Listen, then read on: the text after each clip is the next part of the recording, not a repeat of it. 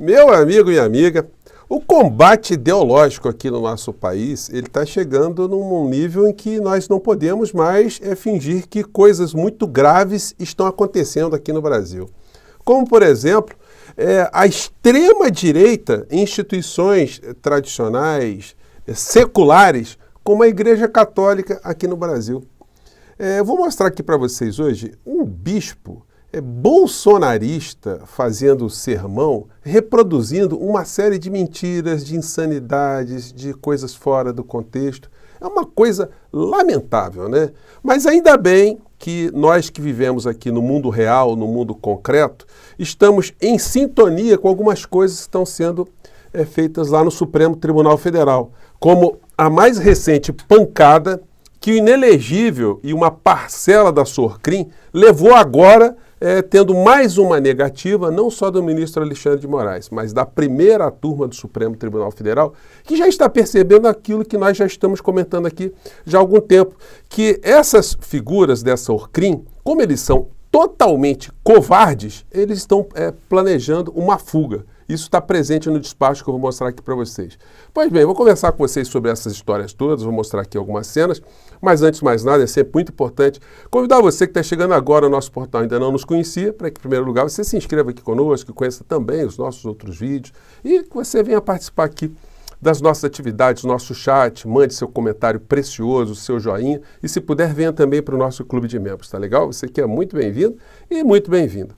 A gente começando aqui com essa situação aqui, né?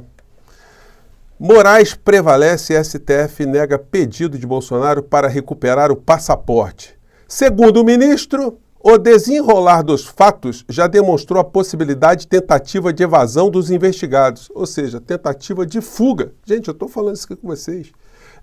Os advogados do inelegível, eles estão certamente dizendo para ele o fato. Olha, o que diz a lei, o que diz a Constituição, que a Polícia Federal já investigou, as provas estão colecionadas, isso vai bater na mão do Procurador-Geral da República e não tem como mandar arquivar, não tem como aliviar essa história, vai denunciar e o Supremo vai te condenar, vai para a cadeia. Esse é o caminho. Ontem eu fiz parte de uma live aqui com o advogado Cacai, com Carlito Neto, lá no My News. Eu vou mostrar aqui para vocês alguns trechos aqui, que mostra que tem mais gente na comunidade jurídica que está tendo esse mesmo tipo de percepção e até mais acentuada em termos de responsabilização penal do que algumas situações que eu estou abordando aqui com vocês.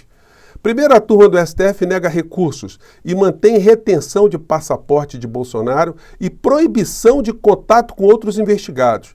Decisão foi dada em inquérito sobre suposta tentativa de golpe por parte de ex-presidente e aliados. Eu acho engraçada a matéria, né? Suposta tentativa de golpe. Pô, eles podiam ser mais rigorosos, né? Não tem suposta, foi uma tentativa de golpe. Enfim. Para relator, alvos podem tentar deixar o país diante do avanço da apuração da Polícia Federal. Então, os covardes estão preparando uma fuga. E aí é muito importante que as autoridades se mantenham extremamente diligentes. E isso parece estar acontecendo. A primeira turma do Supremo Tribunal Federal é composta pelos seguintes ministros, que a decisão foi unânime. Decisão do ministro Alexandre de Moraes, da ministra Carmen Lúcia, Luiz Fux, Cristiano Zanin e Flávio Dino. 5-0, então não tem conversa. Então a situação para a criatura está ficando cada vez mais complicada, né? Então as pancadas de hoje são essas. Ontem, participando da live lá com o Cacai e com o Carlito Neto, lá no My News, e o Afonso também, claro, que está representando, eu destaco aqui alguns trechinhos aqui para compartilhar com vocês. Vamos lá, uma fala do Cacai aqui sobre isso que a gente está conversando aqui. Vamos lá. Denúncia é o nome formal da peça que se recebida da iniciação penal. Eu acho que é necessário que isso se dê da forma mais rápida possível, já tem bastante tempo que nós estamos acompanhando esses inquéritos de perto. Entendo a postura do doutor Andrei, que é o diretor-geral da Polícia Federal, que realmente tem que fazer uma prova técnica irrefutável, mas é importante que a gente fique cobrando, de certa forma, para que nós possamos pôr um fim, neste caso dos inquéritos, porque aí depois vai iniciar, provavelmente, uma ação penal que será acompanhada por todos nós. Bom, é isso aí que nós fazemos aqui todos os dias, né? Cobrando, chamando atenção, e nosso papo aqui, nossos programas aqui são assistidos por muitas pessoas da comunidade jurídica, Isso vai chegando, um lado aqui, outro acolá, a gente vai ajudando essa coisa a andar para frente, né? Eu fiz um comentário na sequência. Trinchar algumas coisas que aflige muito a todos nós que somos da área do direito e que refletimos muito uma angústia geral da sociedade de termos passado por uma pandemia e estarmos a essa altura do campeonato ainda catando alguns milhos para poder montar aí um curau condenatório contra essa orcrim toda que nós tivemos no nosso país. Para quem dá aula de direito constitucional, e era o meu caso, né, eu parei de dar aula, é uma situação especialmente angustiante, porque eu me sinto como tendo praticado uma espécie de estelionato acadêmico, onde eu passei 25 anos lecionando, explicando para os alunos os princípios constitucionais, o devido processo legal, separação de poderes, as funções e missões institucionais do Ministério Público, a função da Procuradoria-Geral da República, e aí, academicamente, explicando para as pessoas, tudo que nós vimos acontecendo no Brasil conduz a uma conclusão que essa gente toda seria condenada a penas muito cabeludas e iriam todos para a cadeia. E aí, na medida que essa perspectiva da lógica jurídica, da lógica processual, da lógica constitucional, ela não acontece, a gente que tem canal aberto ao público, a gente começa a passar a ideia que nós estamos exagerando, que nós estamos mentindo, que nós, do ponto de vista técnico, nós não somos competentes. Isso gera um conflito muito grande, porque você fica explicando para as pessoas, eu fico pensando, se eu estivesse dando aula hoje, como é que seria explicar assim, olha, você preparar, por exemplo, alunos para concurso público.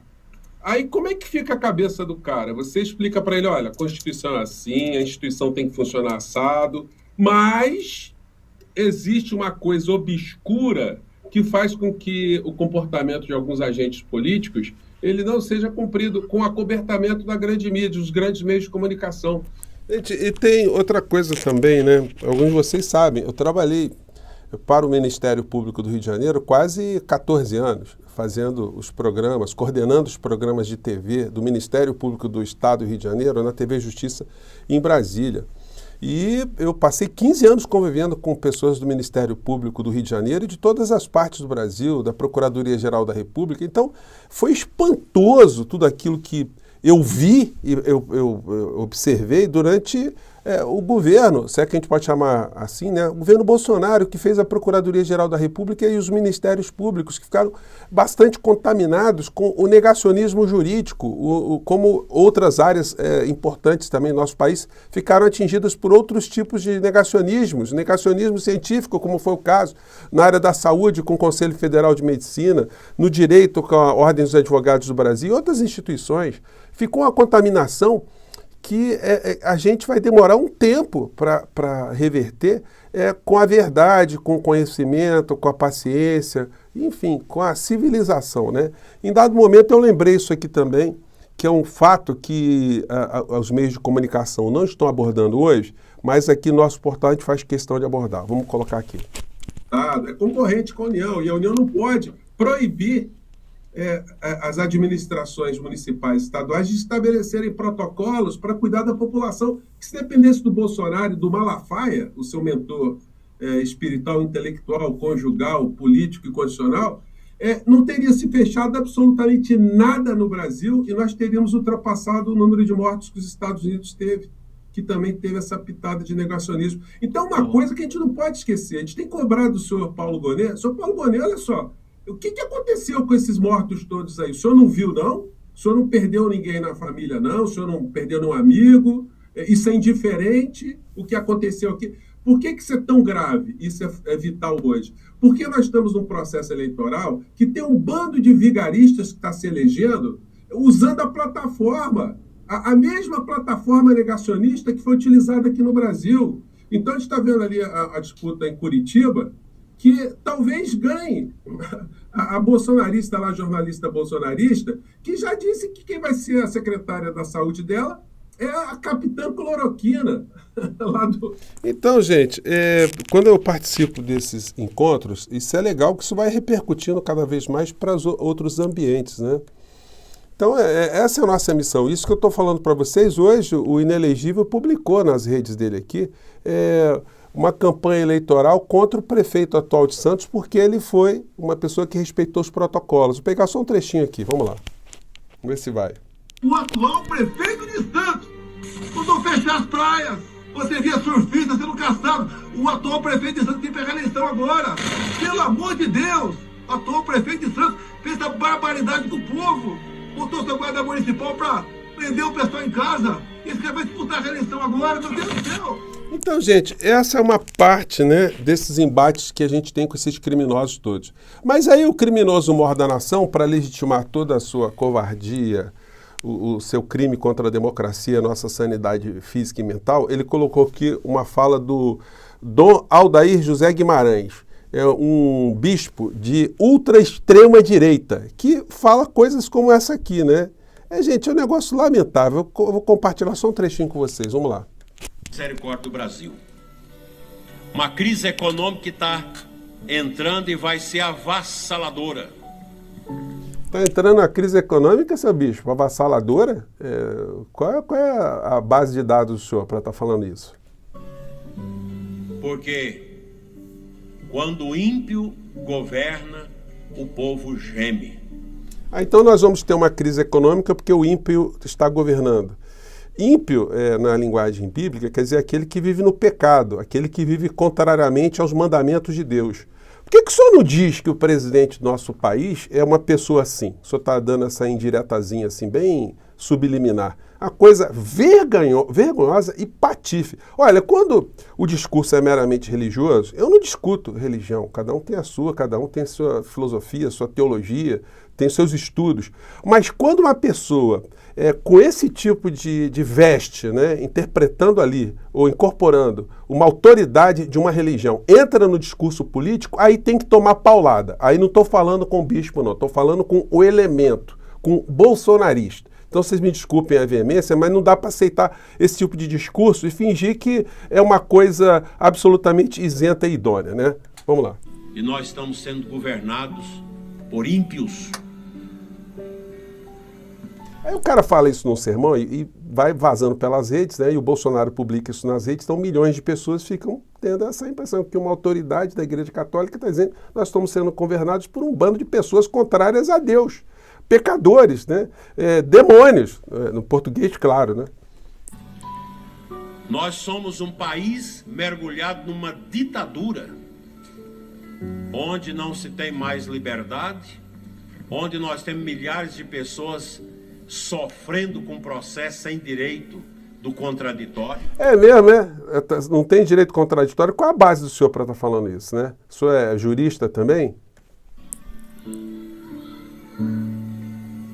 Como pode uma mãe, por causa de um batom, pegar 17 anos, tendo seus 2 filhos pequenos e não podendo ficar nem presa em casa para cuidar dos filhos? Nossa Senhora, é muita coisa. Gente, me desculpem, né? O bispo aí, olha, ele está cometendo uma patifaria tão grande. Porque uma senhora, ninguém foi presa por causa de um batom, do jeito que ele fala, né? A mulher estava andando com batom na rua, como se a gente estivesse no Estado fundamentalista. Olha, a senhora está com batom, a senhora vai para a cadeia 17 anos. A senhora golpista, ela estava lá tentando destruir a nossa democracia. Para aí sim a gente viver numa ditadura. Mas, enfim, são coisas como essa, né, gente, que a gente fica indignado, né? Mas a esposa do corrupto do Rio de Janeiro, ele que pegou 400... Aí eu pergunto para vocês, o que isso tem a ver? Que sermão religioso é esse? Que não se fala em Jesus, não se fala em Bíblia, não se fala em santos, não se fala em bondade, não se fala em fraternidade, não se fala em amor, não se fala em perdão. Está se falando patifarias da extrema-direita aqui no nosso país. Então me desculpem, as pessoas são religiosas, são católicas. Gente, isso é uma aberração, né? E sobretudo quando está sendo utilizada, instrumentalizada pelo Bolsonaro para legitimar aquilo que nós estamos falando aqui. Uma tentativa de fuga dessa corja de covardes. Me desculpem aqui falar essa expressão de novo. Mas todos eles negam que estavam querendo fazer aquilo que nós estamos sabendo que eles quiseram fazer. Mas aí para isso existe a justiça e para isso existem canais como os nossos aqui no campo progressista para a gente cobrar todos os dias esse tipo de de consequência para esses criminosos, né? Eu fico por aqui, gente. Mais uma vez, um grande abraço. Me desculpem a veemência. Mande seu comentário, tá bom? Tchau.